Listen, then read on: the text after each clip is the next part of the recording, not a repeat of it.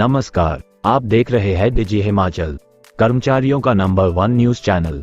आइए बात करते हैं आज के लेटेस्ट अपडेट की। लेकिन अगर आपने अभी तक हमारे चैनल को सब्सक्राइब नहीं किया है तो जरूर कर लें और लेटेस्ट नोटिफिकेशंस और अपडेट्स के लिए बेल आइकॉन को भी जरूर प्रेस करें।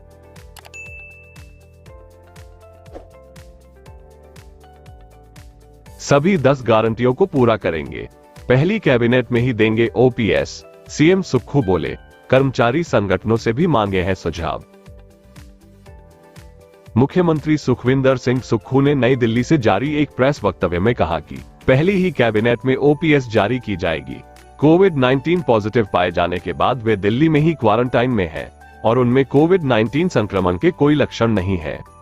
कोविड-19 दिशा निर्देशों का पालन करने के उपरांत वे शीघ्र ही काम पर लौट आएंगे।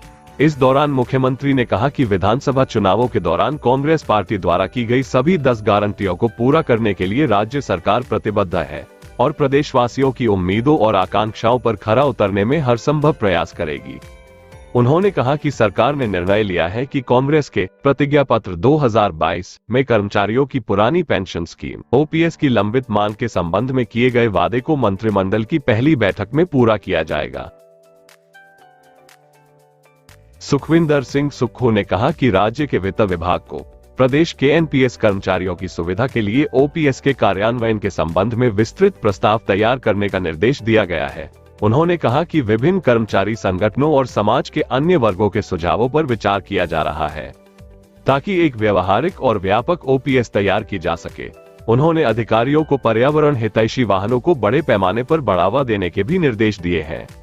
इससे न केवल राज्य के आर्थिक संसाधनों पर बोझ कम होगा, बल्कि यह पहल पर्यावरण संरक्षण में भी सहायक सिद्ध होगी। उन्होंने कहा कि राज्य परिवहन विभाग को इलेक्ट्रिक वाहनों का बेड़ा मिलेगा और सचिवालय और अन्य विभागों को इलेक्ट्रिक वाहनों के लिए प्रोत्साहित किया जाएगा।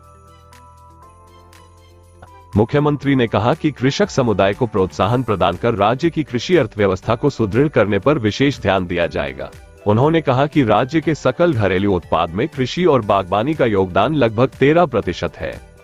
इसलिए किसानों को उन्नत तकनीक की जानकारी उपलब्ध करवाने पर विशेष बल दिया जाएगा। युवाओं को रोजगार के अवसर प्रदान करने के अलावा युवा उद्यमियों की सहायता के लिए एक विशेष स्टार्टअप फंड बनाया जाएगा। हिमाचल प्रदेश के मुख्यमंत्री सुखविंदर सिंह सुक्खू के प्रधान सलाहकार मीडिया नरेश चौहान का कहना है कि कांग्रेस 10 गारंटियों को नहीं भूली है।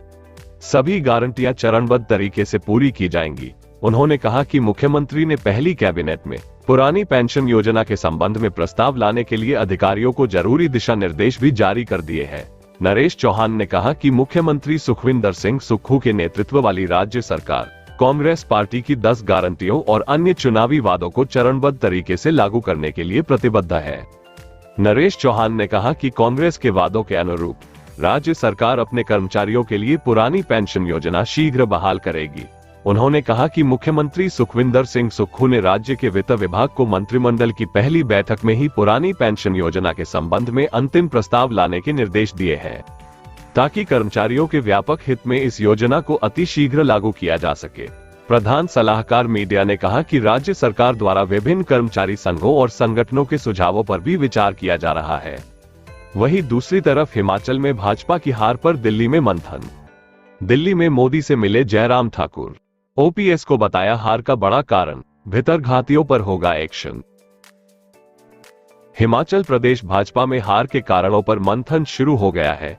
इस कड़ी के तहत पूर्व मुख्यमंत्री जयराम ठाकुर ने प्रधानमंत्री नरेंद्र मोदी से मुलाकात की और उन्हें प्रदेश विधानसभा चुनाव में मिली हार के कारणों की रिपोर्ट सौंपी। पार्टी सूत्रों के अनुसार पूर्व मुख्यमंत्री ने प्रधानमंत्री और राष्ट्रीय अध्यक्ष को विधानसभा चुनाव में मिली हार के कारण गिनवाए और कहा कि भाजपा की हार का सबसे प्रमुख कारण ओपीएस रहा है।